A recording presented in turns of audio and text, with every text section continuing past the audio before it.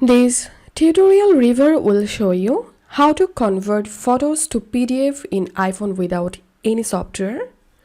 First of all, open your Photos app and open the photo which one you want to convert to PDF. Then tap on the share icon at the bottom left.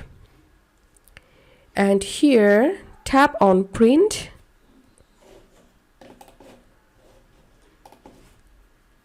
Now use two fingers on the photo preview, pinch outwards to save the photo as PDF. Now your photo will be converted to PDF. Now tap on the share icon at the bottom left. And here you can see the photo format is PDF now. Now tap on saved files, select a folder and tap on save. Now go to your Files app.